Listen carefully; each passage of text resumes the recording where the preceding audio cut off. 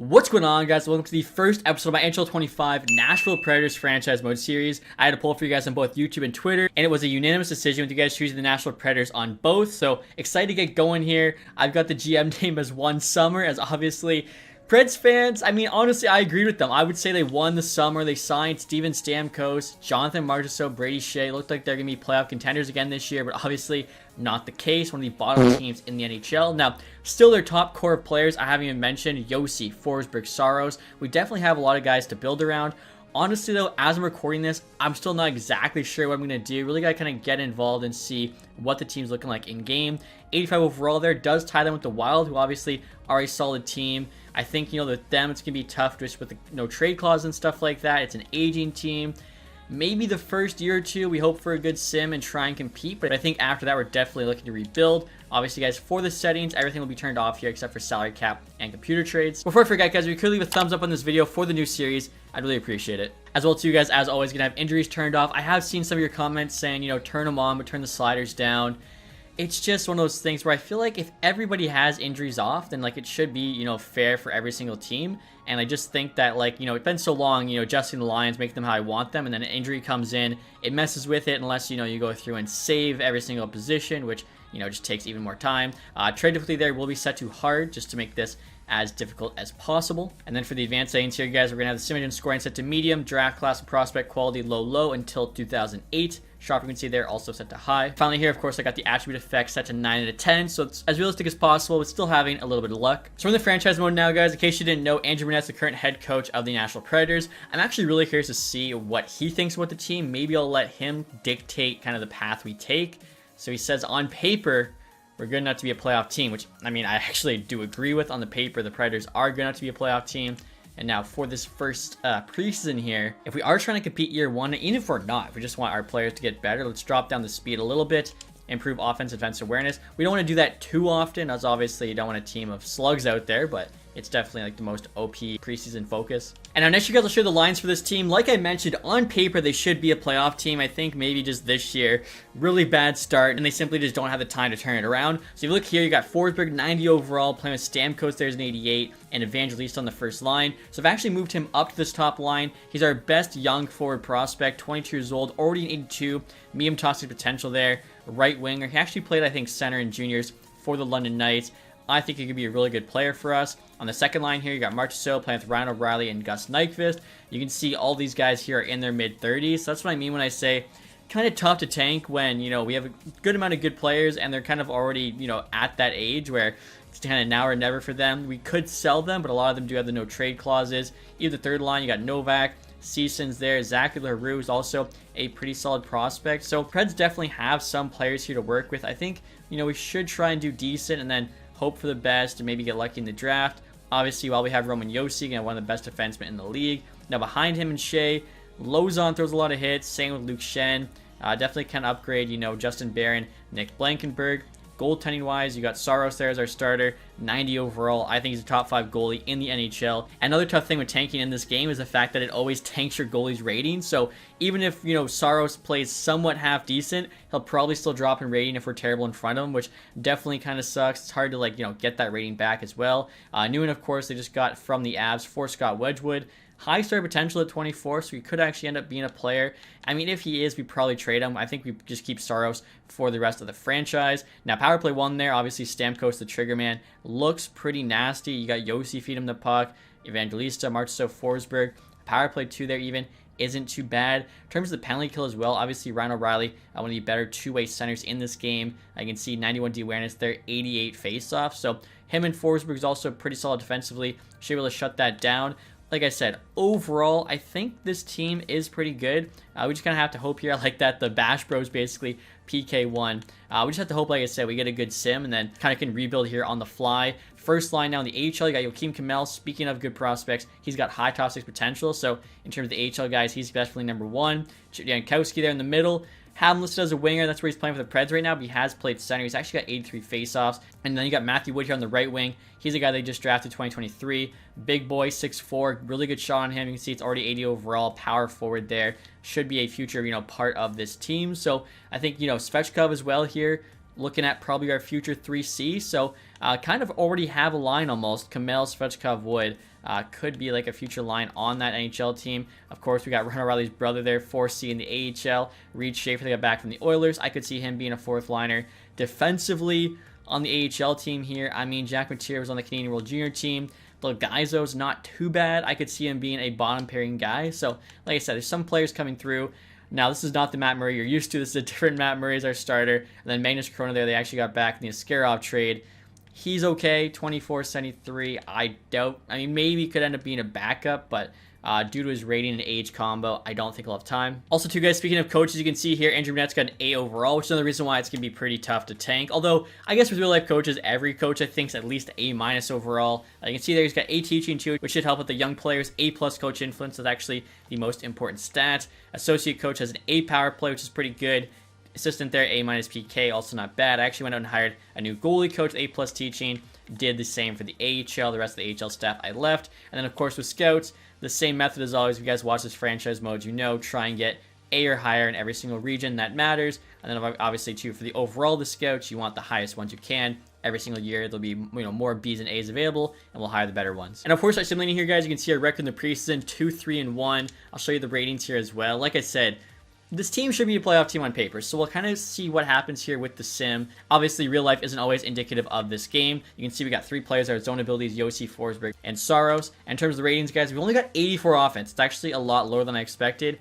85 defense, even though we got Yossi, 87 goaltending. I mean, we knew goaltending was the strong suit of this team, so let's see what happens here. And now this is pretty funny, guys. Just like real life, off to a cold start here, 1-4-1. Now check this out, guys. It's like EA heard me or something, wanted to prove me wrong. As you can see, sometimes the sim is indicative of real life. We're currently 10-25-2, which puts us last place in the NHL. Okay, so we have the best chance here to draft James Hagens, Matthew Schaefer, Porter Martone, Michael Misa, whoever we decide. Current leading scorer on this team is Philip Forsberg, 35 points. Obviously, defenseman there is Roman Josi. Now, like I mentioned, it's going to be tough with all the no trade clauses. I actually forgot to show you guys what those are looking like. That's my bad, but we'll go over them now, especially since we're looking like a seller. So, Josi has a full no move, and that's for the next 4 years. Philip Forsberg there has a full no move for the next 4 years while Yossi's on the team, and then he's got a 1-team no trade the year after, and a final year he's got a 15-team. Stammer signed, I believe, with a full no move. Brady Shea there can be traded to about half the league. After that, O'Reilly can be traded. Marchessault has a full no move. I think that's for, his entire contract. So, yeah, it's going to be tough, but like I said, we got Kamel coming up. I mean, we got Evangelista. He's already in 83, so that's good to see, playing on that top line.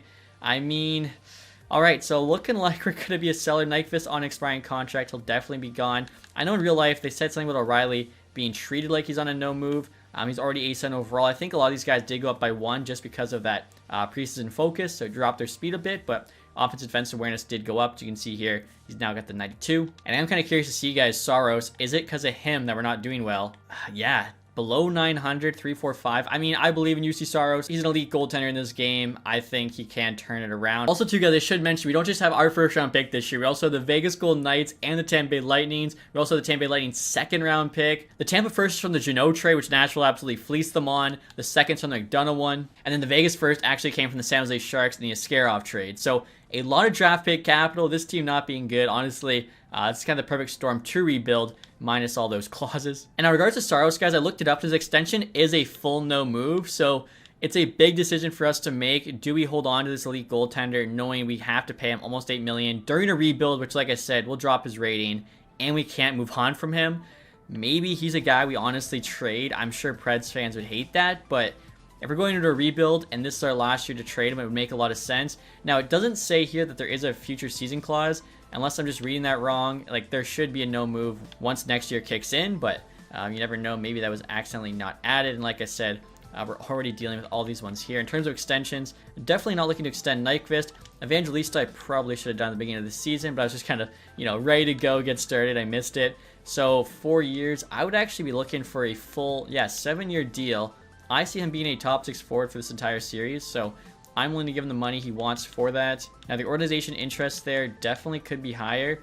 Let's try 5.5 on a 7 and just see what he says. Parson in here as well. Could be like a bomb 6 guy for us. He wants a 1 year, 1 mil. 2 years he's still interested in a little bit. 3 years, no interest at all. So we could try 2 years there at like just over $1 million. And then goaltending wise, a new one is actually still under contract. Basically league minimum for another year. And now Delgaizo here actually needs an extension. He could potentially get called up.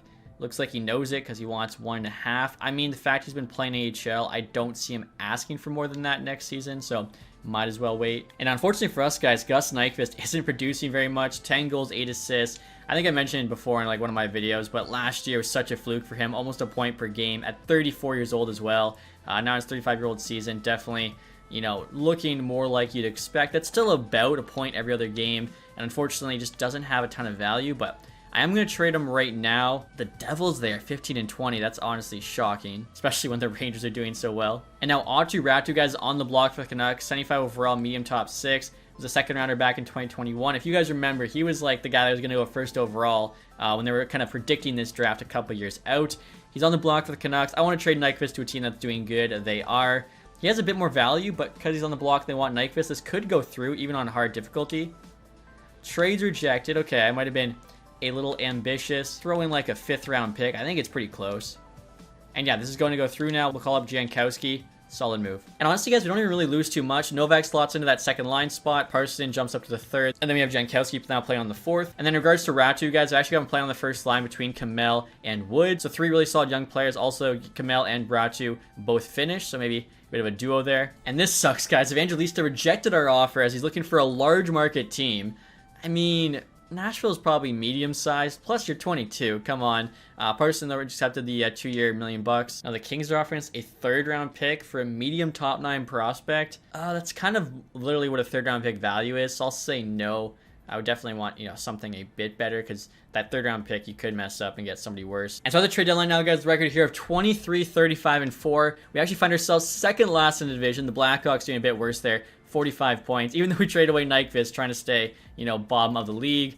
Looks like we're still below all the teams in the Pacific, the Atlantic, and the Metro. So it's just the Blackhawks below us. I mean, you know, can't really ask for much better if you are trying to tank. Now take a look here and see who's our leading scorer. I just realized too, never checked the AHL standings in December. So right now, guys, it's still Philip Forsberg, 60 points. Yossi's got 54. Obviously, those two guys are very good players. In terms of the AHL team, they're actually first in their division. You guys see the Central there, 72 points, 55 games. I'm impressed. I didn't really expect that. So at least you have something to look forward to there in terms of playoffs. Maybe they can go on a deep run. But next year, guys, we get the trade deadline. Again, a big decision to make with Saros. Do we move on from him here before that no trade kicks in? Especially knowing his overall could drop here after a bad season, especially if we're bad again next year. Brady Shea, I mean, I know they just signed him, but he's a guy we can move. Doesn't have a full no move. Ryan O'Reilly as well. 3 years left, but he's already 34 years old. He could probably really help some team in the playoff run. Spurgeon, Schmaltz, Granlund, Teravainen, Murphy, Provorov, Bertuzzi. I mentioned before, I really wish the trade deadline was sorted by trade value and not overall, as if you're a seller like us, the trade block there doesn't actually really help you much. You're going to have to actually go through and see if there's any good prospects available. Now, Antonio Strong is here on the Dallas Stars, 74 overall at 23. High top 9, has that elite edges X factor, obviously known for his skating, 91 agility. Him and Evangelista were nasty when they played together on the night. First year as a spit season ticket holder, I got to watch them just kind of torch us. So I think it'd be cool to reunite those two. Maybe we could also get a Dallas Stars 1st round pick here. And I think I'd be looking to send Tommy Novak back the other way. 27.84, 3.5 for the next 3 years. He's a solid player. This year he's got 39 and 62. Really doesn't do anything wrong, but if we get a 1st round pick, I just think it makes a lot more sense. And the value would still be on their side. This is another time where definitely, you know, we can throw in another pick. Try a 4th rounder here with Novak for a 1st and Stranges. That looks pretty close. They say no. Also throw in Michael McCarron here. He's playing 4th line center for us. 2-year deal at $900K. And now they're saying yes. All right. So I think that was honestly a really good return. And now next year, guys, we might be fleecing the Washington Capitals. I'm offering up Jeremy Lozon, who they want. 2 years left at $2 million. 8th year overall defensive defenseman. Really good body checker. 99 body checking. Loves to throw the body. Trekland's X Factor. Now, it's going to cost them. Cole Hudson here obviously just had an awesome World Junior. 18 years old, 67 overall. Medium top 4 potential. Offensive defenseman. If they'd move on from him, plus a 4th for Jeremy Lozon, that'd be crazy. But you can see, actually just like in real life, Capitals are doing very, very well. So, you know, they're going for it. And they just kind of feel like rather have a player for the now than the future. And they're saying yes to that. Wow. Now, this is a pretty good offer, guys, from the Ottawa Senators. Eliasson and Gainet for 3rd, 4th, and Luke Shen. Obviously, we were just GM of the Senators in our last series. Eliasson didn't make the team until the final season. But, I mean, we might have had like a bad roll with him or whatever. Defensive defenseman. Hopefully we got unlucky. 6'7". Gainet here, 74, low top 6. He's probably not going to be anything. But not a terrible offer there by the Sens. What if we took him off and like save a 4th round pick? Oh, he's got to be there. Roster spot. The Sens actually have Yakimchuk on the block. And I made sure to fix him, guys, and change him to offensive defense in there, opposed to two-way. Maybe we try and make a bigger trade here. Instead of Eliasson, let's get Yakimchuk. Now, Hodgson's lowest valued player. Will take him back for the roster spot. It's going to cost a lot more than Luke Shen, a 3rd. And look at this, guys. We got 4 first-round picks in this year's draft now. I feel like I'm doing a redo of the video I did last week, trying to trade for every first-round pick. Vegas also, supposed to be a contender. I mean, Tampa Bay, I don't know. We're kind of just guessing here who's going to do better. So, giving the Senators a first-round pick, plus Luke Shen for Yakimchuk. If I'm them, I'm saying no, because I just literally spent a 7th overall on him. But AIGM don't always make these smartest decisions. Honestly, this still might not be enough. Try throwing a 4th-round pick next year on top of that. So, Shen, a 1st and a 4th for Yakimchuk.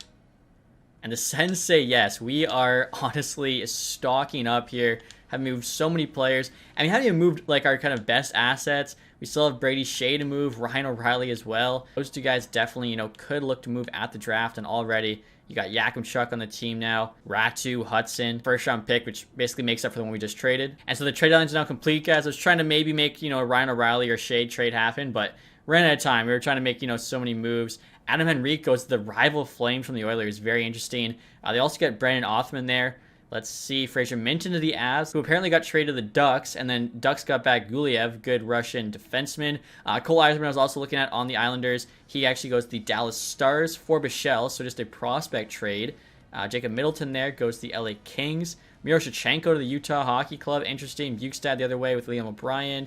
Eriksson Ek to the Rangers. David Savard to the Oilers. Easton Cowan to the Ducks as well. Toronto there to the Canucks.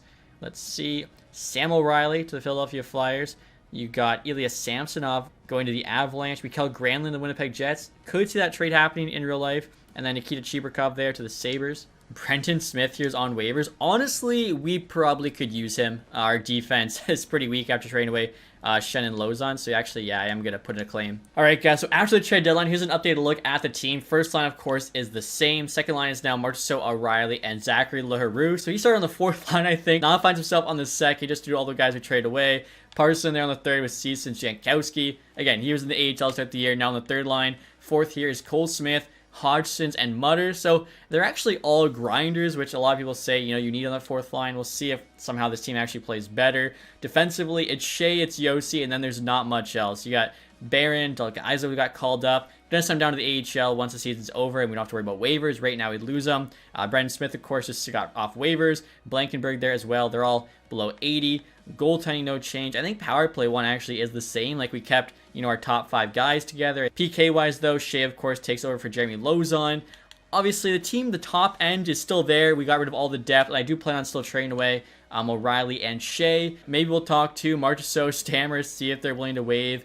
Usually in this game, though, it doesn't work, but also the fact that we are, coming off a terrible season, maybe they'd be more willing to do so. And in regards to the AHL team, guys, of course, that top line is the same. We've also added Strange there on the 2nd line. Defensively, without Delgado, the chemistry is shot. As you guys can see there, it is absolutely terrible. And like the top 4 guys are our best 4 AHL defensemen. It's definitely gonna have a conversation with them about potentially, changing their scheme fit to better work with the chemistry. I never did with the NHL team, which honestly I think was for the best, as I was very open to the idea of this team being bad this year. If they happen to be good, though, well, obviously, we would have acted accordingly. But the fact that they were bad just meant that we could start this rebuild even earlier. And now look at this, guys. After talking to them, only 2 of the 4 were willing to change their scheme fit, but it worked out well, as Stastny on the 1st line did. Livingstone did not. Still, though, that gives us, neutral chemistry there. Same with the 2nd pairing.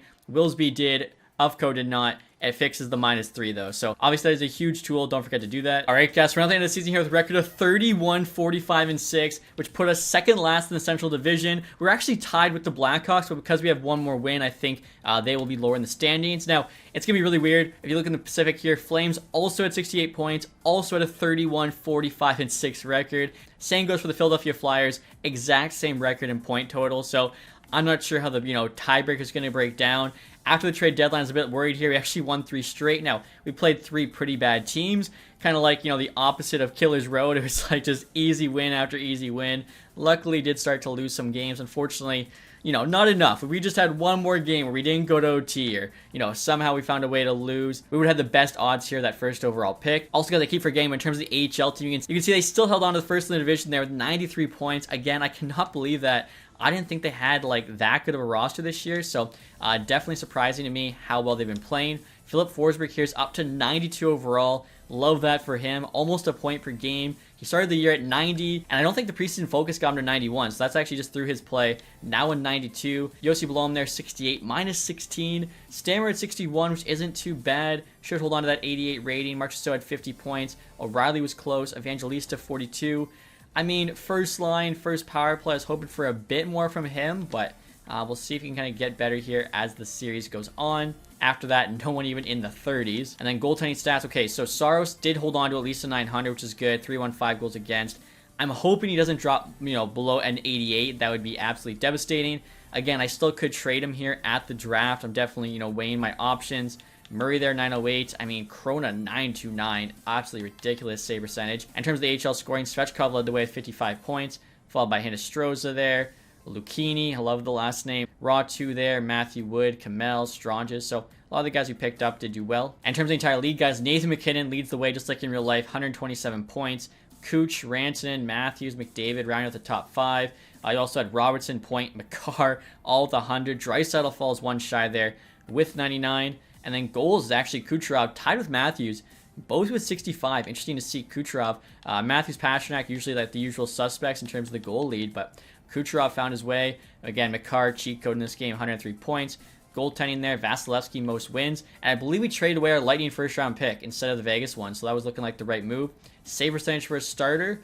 I mean, Ingram, not even really a starter, 33 games. I guess it'd be Linus Ullmark, 918 there. I had to actually scroll off the first page. I think that's the first time I've ever had to do that. And sorry, guys, I meant save percentage, of course, not goals against. Now we're looking at goals against, and it's Bobrovsky there, 263. Again, had to scroll off the first page. Crazy. Rookie skaters here. Celebrini does lead in points with 62. And he's the only player in the top 4 with a plus-minus that's actually positive, so should be a lock there for the Calder. I'm thinking real life he'll probably get it. Let me know what you guys think in the comments section. Is it him? Is it Lane Hudson? Maybe Matthew Michkov. And again, Lightning there. Yeah, President Trophy winners, 123 points. They dominated 6 teams there with 100 plus. Does anybody not deserving get in? I think it was pretty fair.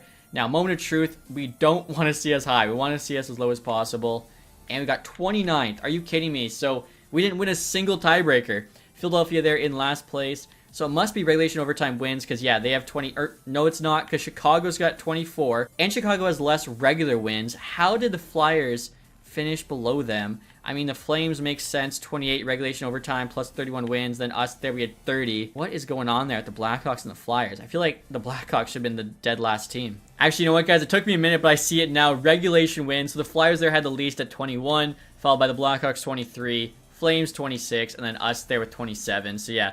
Unfortunately, I knew we were going to be like the best of the worst teams there. So we had the 4th best odds for that first overall. I would have liked it to be a bit higher, but as long as, we're in that top 5, I guess, we'll be okay. And like I was saying, guys, the HL playoffs now starting. We sent El Gaizo down to help them out. If they could actually win a Calder Cup in the first year, I think that'd be, a really good sign for the future of this team. We've actually got the Texas Stars here in the first round. So Antonio Stranges playing against his old team. We'll just sim through the entire series at once because it is AHL. Gonna have the home ice advantage here, at least until the conference finals since we won our division. And we're 1-1 right now with the Stars. Just barely squeaked out game 2 there in OT. Game 3s as well. An OT win. Game 4 we lose. Game 5 are you kidding me? The 1 seed curse out in 5 there to Texas. And are you kidding me, guys? Look at this. Playoffs are now complete, and the Dallas Stars won both the Stanley Cup and the Calder Cup. So honestly, I feel like, we helped them out there. We of course, made them that trade, getting back their first round pick. And, of course, that pick now is going to be number 32. So I guess we should have flipped that one so the Lightning won. And we're picking 4. So this could have been worse. We could have dropped all the way to 6. I don't mind staying at 4. You got the Flyers there holding on to 1, and Chicago holds on to 2. Interesting. Literally no movement at all. Calgary there, number 9 pick via the Devils. Okay, so at 4, we're looking at Misa, Martone, Schaefer. In-game, Higgins has a high lead potential, so he'll be going at first overall. And out of curiosity here, guys, looking at the playoff tree, so the Stars there beat Utah in 6, Avs in 6, Golden Knights in 5, and then the Carolina Hurricanes there in 7. I think a lot of people actually had Dallas, Carolina as their Stanley Cup pick for last season. I think the team awards there, we know. Individually, McKinnon, Art Ross Trophy in the Hart. You got McCark, James Norris, Lady Bing, Celebrini, Calder, Duchesne, Conn Smythe. That'd be cool. Bobrovsky, Vezina, Logan Thompson, William Jennings. He's playing really well this year. He also shares that with Lindgren, Nick Jensen, Bill Masterton, Mike Sullivan, Jack Adams. I mean, if the Penguins somehow came back and made the playoffs, who knows? Kopitar, Selke, McKinnon, Ted Lindsay, and of course, Kucherov there with the Maurice Richard. AHL-wise, so we did get our first award here, the franchise, and winning not only our division, but also the Western Conference. So you guys can see a couple trophies there. I don't think we got any individual. Shipachyov actually had the most points and MVP for the Grand Rapids Griffins. And yeah, just going to go through quick in the AHL. I don't think we got anything, unfortunately, but that is okay. We still had a better season than I expected, and obviously didn't want to be a first-round exit, but still, I think we have a bright future ahead. Looking at our retired players here, guys, you got Leo Komarov, Kyle Clifford, Ryan Reeves, so pretty much nobody. Actually, Cal O'Reilly there retires, and he's on our team as well, so he must only have an AHL contract. That's the only way that makes sense, so I think that's our Cal O'Reilly that's retiring. I'm not honestly entirely sure. Start the draft now, you guys. As I mentioned, we have the number 4 pick, but we also have more picks than that. I am curious where the rest of those picks are. We got 2 more. Oh, they're going to be late, aren't they? Oh my goodness, 30 and 32. Not ideal, not ideal. That Tampa Bay pick, we traded to the Senators. I think that's pick 28. And yeah, it is. Okay, pick 16 is their pick. I was going to be so upset if we almost had, you know, a mid-first round pick gone. And again, guys, look at the draft class. Okay, so at 4, we're actually going to have our pick of Schaefer or Misa. So can get a first-line center for the future, or we can get a first-pairing defenseman for the future. Definitely, you know, a lot of options here. I know in my mock draft, I actually had the Nashville Predators taking Michael Misa. Obviously, Schaefer would be nice. We do have Yossi right now, plus we have Yakimchuk for the future all of a sudden. I'm curious, too, who might be able to get at the end of the first round.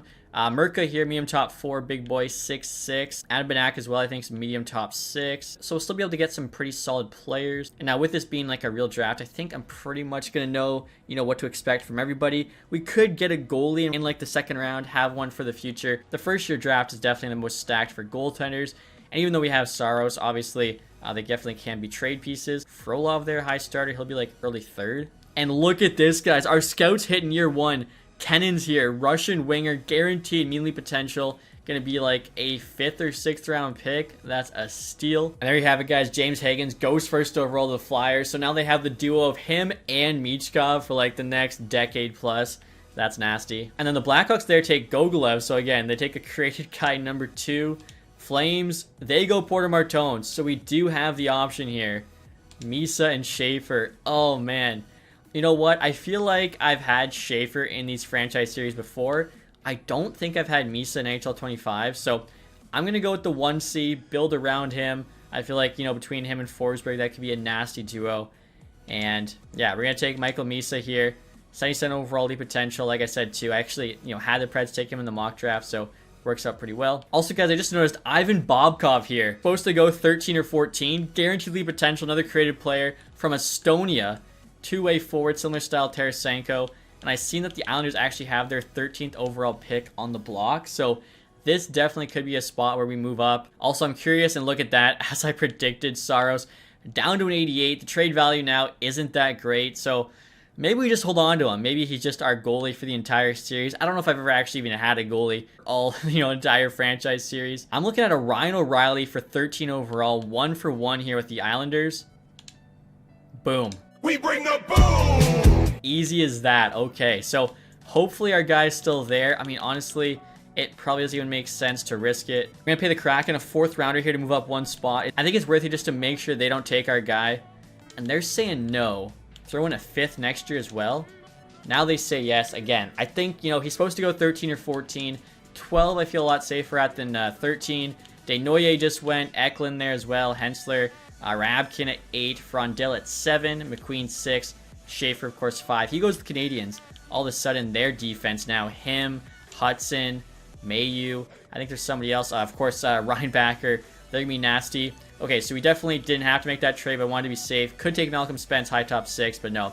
We're taking Ivan Bobkov, the Estonian legend. 80 overall to the draft. Are you kidding me? So immediately he jumps to the NHL. Misa, we probably send back, although we could Play him in NHL the first year. I think he'll grow more if he just goes back to junior.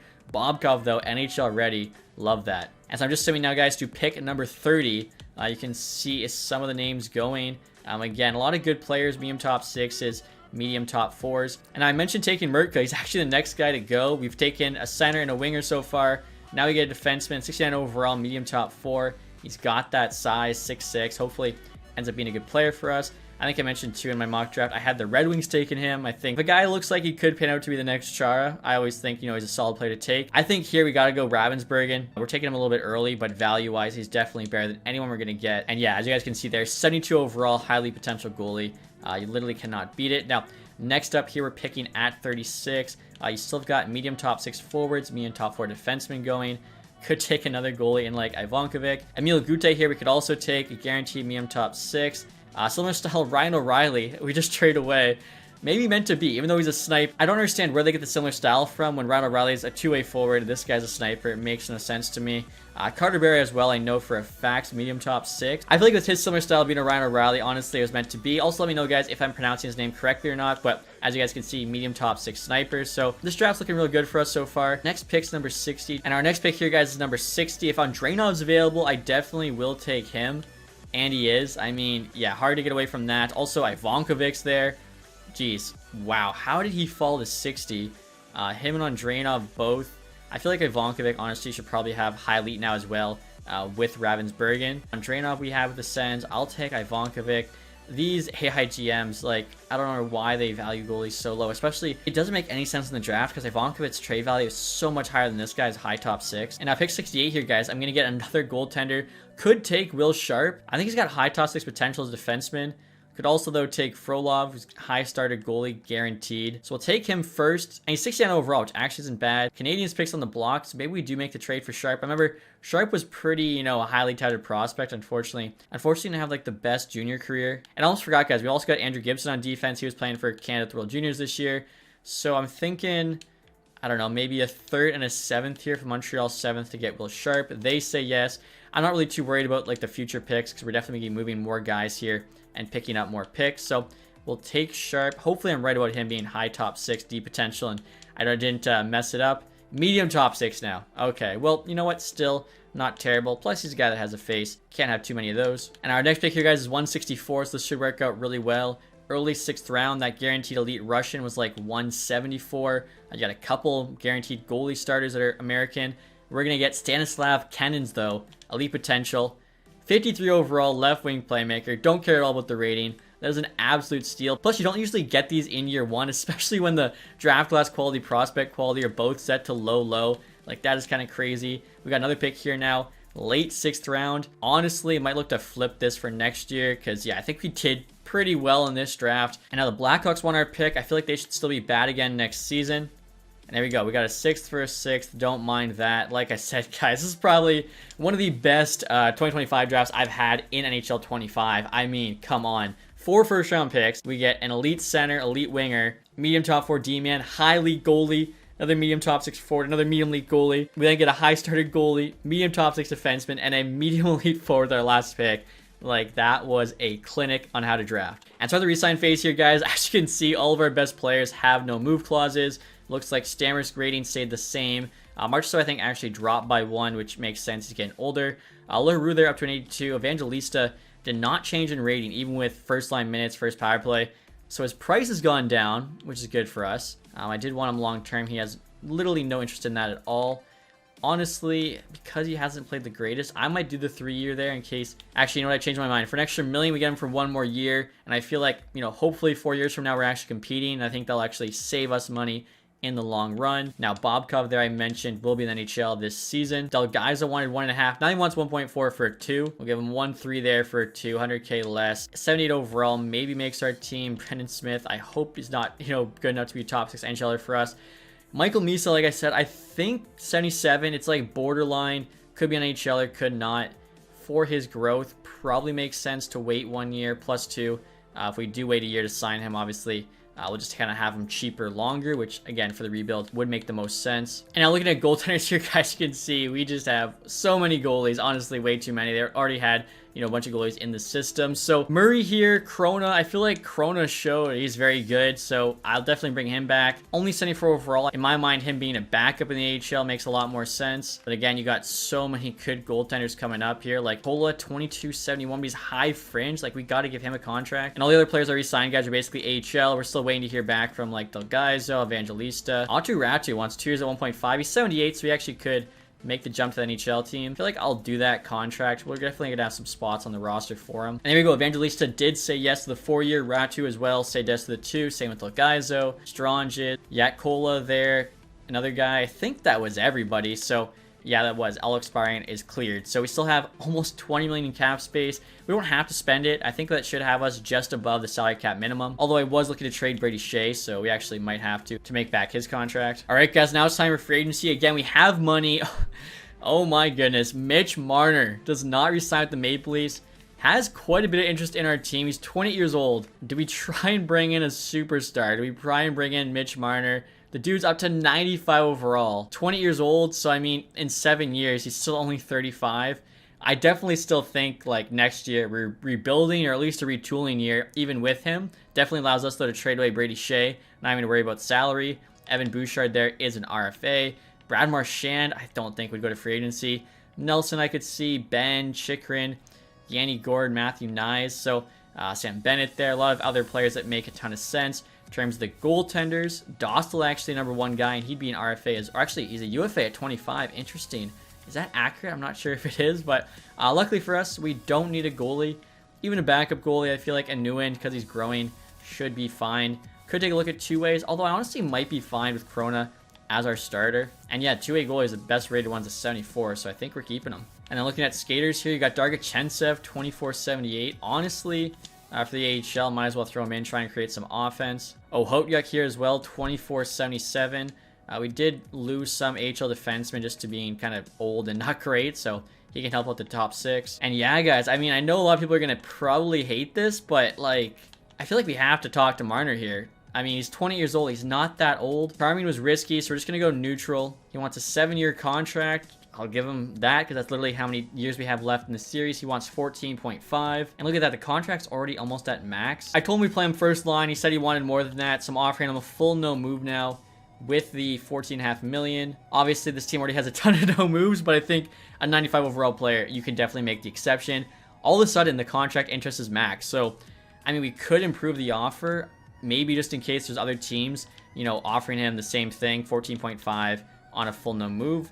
We'll add 500K there, make it like 15 million almost right on. At this point, I think we got to have just as good a shot at anybody. And like I said, I don't think next year will be that good of a team even with him. But in the future, Marner, Misa, Forsberg, I think could be an absolutely nasty first line. And honestly, guys, after Marner, I don't even know if there's anyone like worth spending our money on. Jacob Chikrin, like we could sign, but I don't know. Like if we're trying to still be kind of bad, I think it makes more sense just to let other guys play in those positions, especially when most of these guys do not want 1 year. Definitely for forwards, we're fine. Defensemen, yeah, none of these guys really want a 1-year deal except for Ian Cole. So honestly, might bring him in just to play potentially in our top 4 because our defense is that bad. And then if we're doing bad, which we probably will be, we can flip him at the deadline. And there we go. He said yes to 2.5. Also, Ryan Suter, Nashville Predators legend. He's 40. Why not bring him back? One more, you know, run here. I think this would be a good place for him to retire.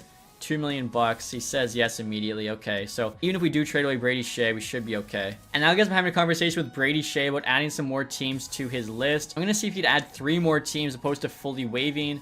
And he says no. I don't think any guy like ever adds more than say 1 team, and that's if they have none. And now the reason I was asking him, guys, I was hoping to actually trade him to the Devils for Simon Nemeth, elite potential defenseman there. That's one thing we actually do not have on this team, so I feel like Shea could help us get that. And Shea's no trade clause, guys, is really hurting because I was also going to try and trade for Evanston with the Red Wings. That's just another team, though, he's not willing to go to. Now, he would go to the LA Kings. I'm eyeing Brant Clark right here. Like I said, I want an elite defenseman. We could get one in the draft, but it's not a guaranteed. 83 overall already at 22. Offensive. Could definitely run our top power play in the future once Yossi retires. They don't want Shea, which is definitely going to make this trade a little bit tougher, but maybe we can add something here. Igor Shurin, 18 years old, 92 overall, medium top 6 forward. Can definitely add him in the mix. Now we could throw in the high starter goalie we just drafted in Frolov. I don't know if that'd be enough. I mean, value is on our side now. Let's see what the Kings say. Trades rejected, yeah, quite far off. They don't really have a goalie for the future. If we flipped Ivan Kovic here, I feel like they may do this now with Shea, with Surin, Brandt Clark. Trade is still rejected. Also throw in our second rounder next year, which actually, you know what? Let's bet on ourselves. We'll be better in 2027. Second rounder 2027. Ivan Kovic, Surin, and Shea for Brandt Clark. There we go. Okay, so massive deal. Made sure as well we have enough not only money but also roster spots there to bring in Mitch Marner. And look at that, guys. Speak of the devil, Mitch Marner accepted our offer. So I mean, what a summer. I think we had an amazing draft, and we just got the biggest free agent in Marner. And like I said, I still don't expect this team to be too crazy, but in a few years' time, we should be a juggernaut in this league. And now next year, guys, I'm doing a classic trade with the Avalanche, trading them some players we don't need. Dodgesick here, low top 9 potential. Was drafted 3rd round 2024 by the Preds. We just have way better forward prospects. Same with Hansel there. 7th D potential. Blankberg's 27 now, done growing. Even Jack Batier here, obviously he was on the World Junior team, but 22, not even a 70. We just have way more guys in front of them. They're never going to make even the AHL team. If we get back a 3rd and a 5th, this would be a huge trade. And the Avs say yes. They always, for some reason, have tons of roster spots, so might as well take advantage. And also be interesting, guys, I'm having another conversation with Andrew Burnett about the season goal for next year. And wow, he thinks we're good enough to compete for a cup. I mean, last year he said playoffs. We were tied for last place in the NHL. I'm going to agree. I don't actually agree. I think this team would be lucky to make the playoffs. And now for the preseason, guys, I'm actually going to be looking at strength training. Reason being, most of the guys, I just boosted their offensive awareness. And that also includes a boost to discipline, which is what you lose here. So basically, you get offensive awareness and strength for free if you do it this way. And so at the start of next season now, guys, I'll show the lines for this team. I don't think we're going to be Stanley Cup contender, but I do think it'll be a fun year for sure. This first line is nasty. Forsberg, Stammer, and Marner. Marner, there's 95. Stammer's a 90 now. He was like 88. Somehow he got a good boost, maybe from the offensive awareness. I don't know, but that's awesome. You've also got a two-way forward sniper playmaker, which is a great mix, and that's why they're getting that +5. Second line here, you got Evangelista playing with Bobkov and Marchessault. Marchessault, there's actually a right winger / center. I think he has played some center this year for the Preds, but Bobkov here, I'm going to ask to change position to center. 79 faceoffs, two-way forward, sound defensively, pretty good physically. I think he'll actually thrive there even more. Third line, guys, you got Zachary Leroux, Atu Ratu, Joakim Kamel, definitely a young gun line. And then the fourth line there, you got Parsonen, Svechkov, and Seasons. I think that fourth line's not too bad. Obviously, an 80 overall as your second line center is not ideal, but he has elite potential. He's only 18. I think he could thrive there, especially, you know, with a sniper there and a playmaker. Defensively now, this is our weak spot for sure. So Ian Cole's at the top pair with Roman Josi. I definitely got to talk to those guys about the scheme fit. Behind them, Brandt Clark down 85, playing Justin Barron. So Brandt Clark here, I mean, offensive defenseman, like I said, is going to be the successor to Roman Josi. I still can't believe, like, LA was actually down to do that trade. And then bottom pairing, you got Ryan Suter, who's 40, playing with Yakimchuk there, who's 19. I didn't think he'd be in the NHL this year, but he grew to a 79. Offensive defenseman. Honestly, probably could have better offensive stats. Hard shot there. Needs better passing, offensive awareness. Something we'll work on with, like, the conversations, but he definitely could be running our second power play in the future. And in terms of goaltenders, guys, Saros is back to an 89. It's only one below the 90. Anyone backing up at 80. I mean, I think, you know, our goaltending position definitely is going to be stacked. We can probably trade away those guys we drafted, but again, they were just kind of too good value to give up. And then AHL-wise, Jankowski, Dargachev, who we signed, actually not only our 1C, is the best AHL forward we have. So that's why we gave him a contract. Matthew Wood's there as well. Schaefer's now second line with Edstrom, with Stranges. Bomb 6 could be better. They're kind of low 70s. Defensively, though, I think really good for the AHL. You got a lot of high 70s. Del Gaizo there is actually up to an 80. He wasn't before. I probably still keep Yakimchuk in the NHL just because he's young, he's growing, and his role there is top 6. So I don't want to stunt that by having him down the AHL. Basically, Del Gaizo there is kind of just a filling guy if we need him. I should mention too, even with like this HLD being solid, we've also got Cole Hudson scratched right now. Luckily, AHL performance does not affect growth, same with being scratched, so he should still grow. Chrono's a starter there. Yakola's the backup. I think this AHL team, like, they won the Western Conference last year. I feel like they're better now. I'm sure other teams is better as well, but I'm still pretty optimistic about their next season. Maybe when Andrew Burnett said Stanley Cup, he actually meant Calder Cup. Also, too, guys, I wanted to show you captaincy here. I believe O'Reilly was wearing an A. We traded him away. You now have Stamkos wearing that A. Of course, Forsberg wears 1, and then Josi wearing the C. I feel like once Josi retires, Philip Forsberg, of course, is the future captain of this team. And now lastly here, guys, before we end the video, I will share the ratings for next season. Mitch Marner, Yossi Forsberg, not a bad top 3 players. And we've got 89 offense now with 86 defense, 88 goaltending. Like I said, really don't know what to expect from this team. I don't think we'll be a basement dweller, but I also do not think we can guarantee playoffs. So should be a fun season nevertheless. Hopefully you guys enjoyed this one. If you did, leave that thumbs up, subscribe if you haven't. Thank you guys so much for watching. Have a nice day. Goodbye.